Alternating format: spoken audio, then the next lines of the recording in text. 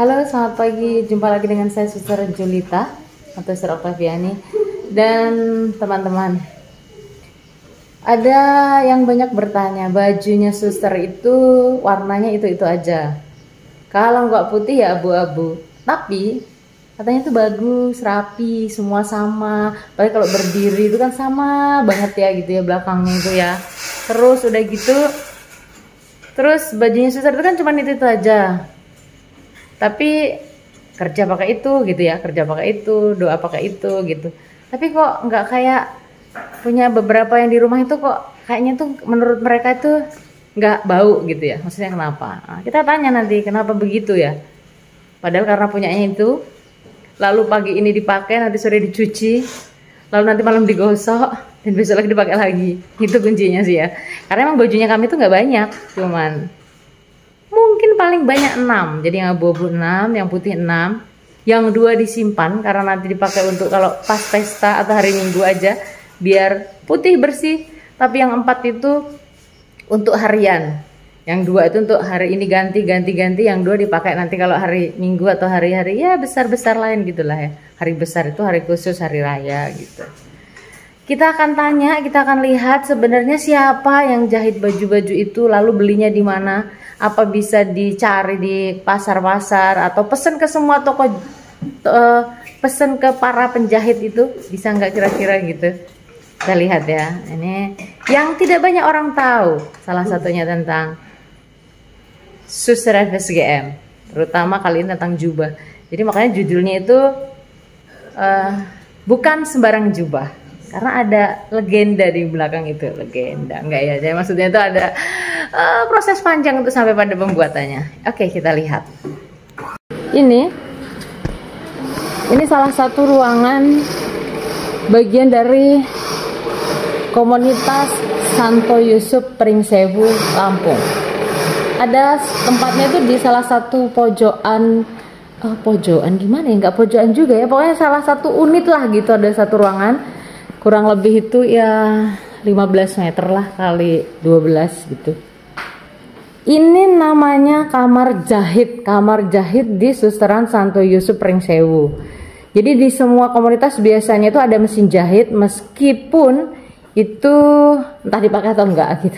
Kadang-kadang ya enggak selalu sih biasanya, tapi yang pasti jarum sama benang pasti ada karena itu untuk jahit ya. Dan ini saya mau bilang apa? Ini adalah ruang jahitnya para suster.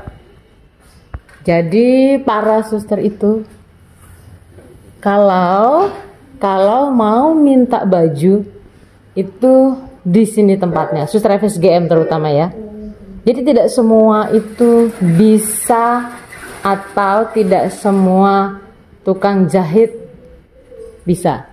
Nanti kita tanya, ada orang-orang baik yang membantu kami untuk membuatkan jubah atau baju ini. Ini adalah bahannya. Jadi bahannya itu sama, makanya kenapa para suster itu bajunya sama. Ini baju putihnya, ini untuk bajunya. Ini untuk slayer yang tutup kepalanya itu ya, jilbabnya itulah gitulah ya. Ini ada mesinnya. Dan ini baju yang sudah jadi, yang udah selesai dijahit. Ini kan baru-baru kan.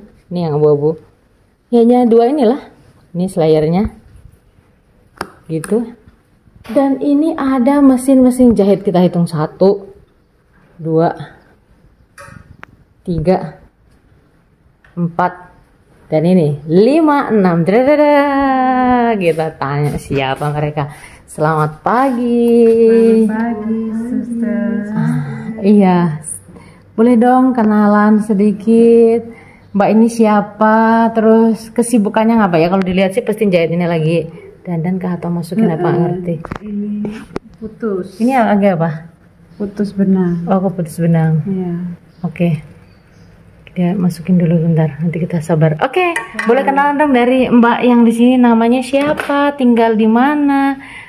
Terus gimana? Dengan Mbak Arni.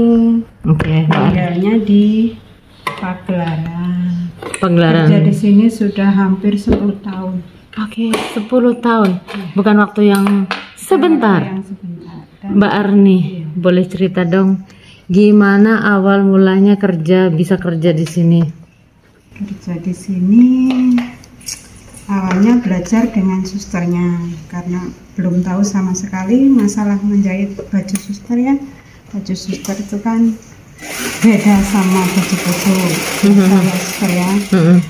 Nah, lambat laun kita terbiasa. Tapi awalnya sudah bisa jahit gitu ya? Udah bisa jahit. Udah jahit. Susah enggak sih jahit bajunya suster itu? Dibilang susah ya, susah enggak ya, karena sesuatu itu karena sudah terbiasa jadinya sudah. Saya bisa tapi jahit lurus aja. Jahitnya spray gitu. Yang paling susah kalau menurut Mbak Arni karena udah terbiasa. Dulu awal-awal ketika belajar apa sih bagian mana yang paling susah? Motongnya kah, polanya atau gimana? Polanya mungkin sudah. Buat pola ya. Nah, sekarang sudah mulai bisa dan lanjut motong. Sekarang sampai jadi dan berjalan hampir 10 tahun. 10 tahun. 2015. Sekarang hampir 2025 ya, dari 9 tahun. Mbak Arni, orang-orang itu kan banyak nggak tahu. Itu kok bajunya suster tuh pas ke badan sama tingginya. Emang harus gitu ya? Atau maksudnya dipasin atau gimana sih? Iya, karena dari ukurannya satu suster satu ukuran. Jadi nggak bisa satu ukuran untuk beberapa suster, nggak bisa. Jadi kalau susternya mau minta baju harus diukur dulu, dipasin gitu ya? Dipasin, jadi semuanya harus sama. Oke. Panjangnya pun sama. Panjangnya pun sama. Berapa meter? Berapa senti sih dari bawah itu kalau FSGM? 22. Nah, 22 ya. Jadi enggak kalau orang bilang itu seksi congkrang ya, cingkrang, congkrang, cingkrang. Itu sama pantai, semuanya sama gitu ya. Jadi kalau Mbak Arni sendiri yang biasa jahit ini ya. Kalau suster nih misalkan nggak punya baju, wah pesenlah ke tukang jahit. Susah kira-kira ya? Kayaknya susah ya suster. Karena macam-macam lipetan, macam-macam bentuk gitu ya. Oke.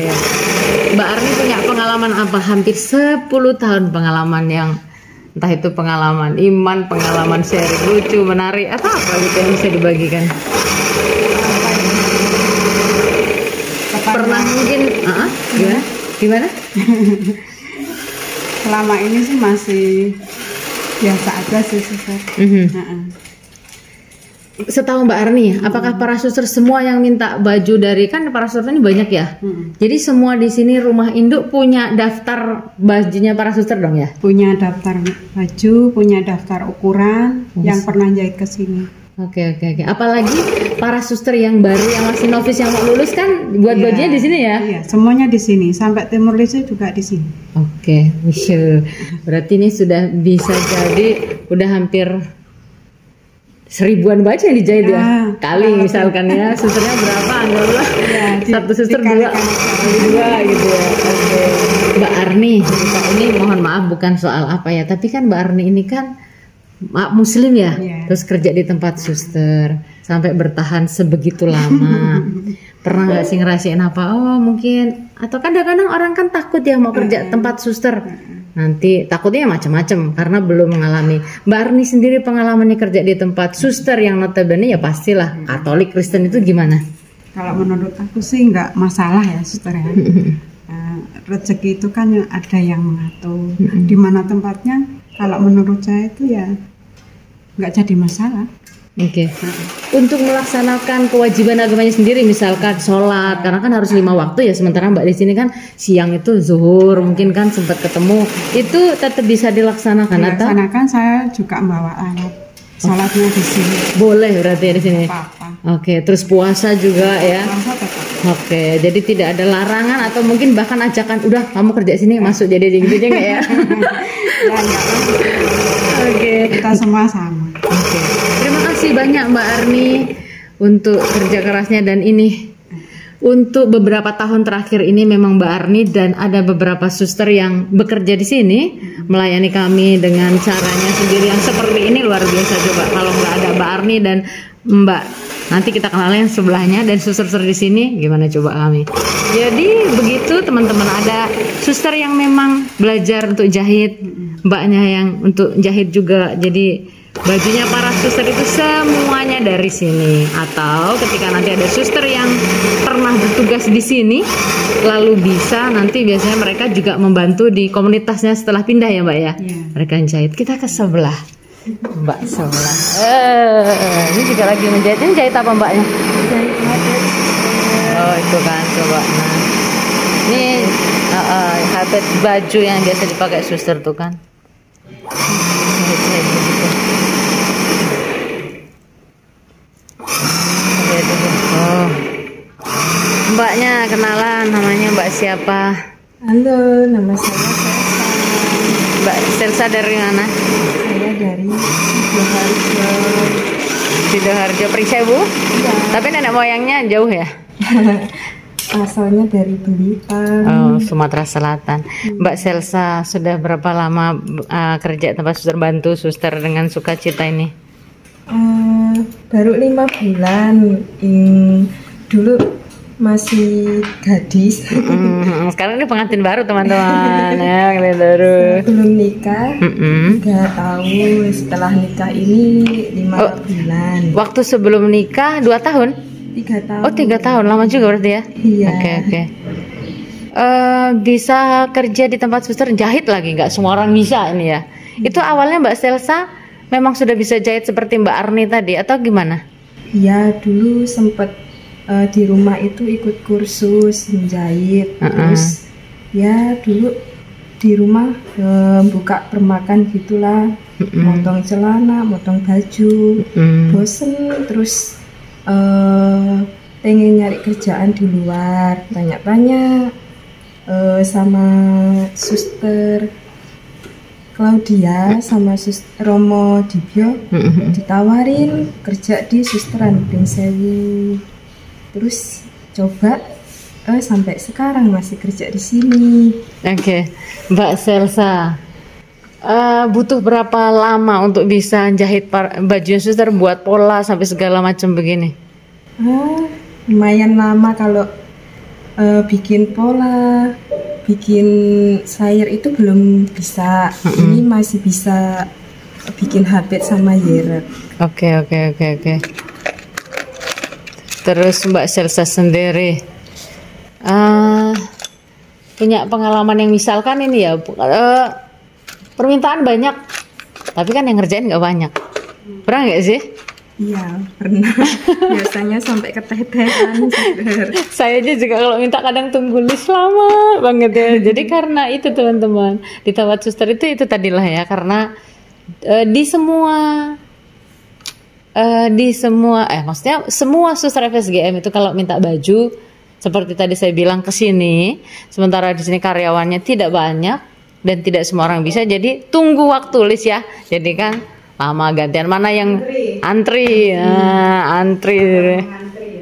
Sabar mengantri. Nah, kalau pesta itu wajib mengerjakan mereka ya, baju mereka ya. Baju mereka. Jadi biasanya kalau suster yang pesta itu dapat berapa baju biasanya? Kalau itu yang mau dari postulan dapat 2 setel ya, 2 setel. Kalau yang mau terima kalung itu cuma dapat 1. Karena dulu udah pernah punya waktu terima baju ya. Iya teman-teman. Jadi kami tuh bahkan itu ya, bajunya suster yang dulu itu yang masih bisa dipakai berikutnya ya. Iya. Misalnya nih suster ini rada tambah gede dikit gitu loh, gendut gitu teman-teman. Jadi nanti bajunya sudah nggak muat, itu dikumpul ya, dikumpul ke sini juga. Dikasihkan adiknya yang badannya cukup, coba gitu kan. Jadi kan memang tidak. Dan ketika di opreman itu di udah nggak cukup, rusak itu sampai bener-bener rusak gitu ya. Rusak gitu. Jadi terima kasih Mbak Selsa sudah bantu di sini. Kami doakan semoga segera punya momongan gitu ya. Udah belum? Belum, hampir OTW. Oh sudah, ya ampun. Sehat-sehat, jaga kesehatan biar semuanya, adiknya juga sehat, Mbak Selsa sehat. Mbak Arni terima kasih banyak. Oke.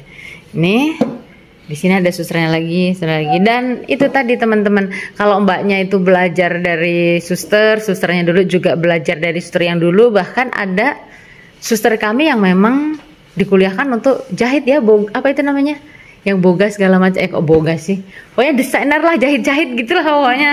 Nah, jadi itulah kenapa para suster itu ada yang pinter jahit, pinter masak, pinter memang jadi guru, jadi perawat dari dokter, karena memang sekolah, benar-benar sekolah gitu. Mbak Arni terima kasih sudah membantu banyak. Semoga tetap kerasan. Mbak Selsa juga terima kasih sudah belajar banyak, membantu kami banyak. Kami sangat terbantu. Sampai jumpa teman-teman di lain kisah cerita. Dah.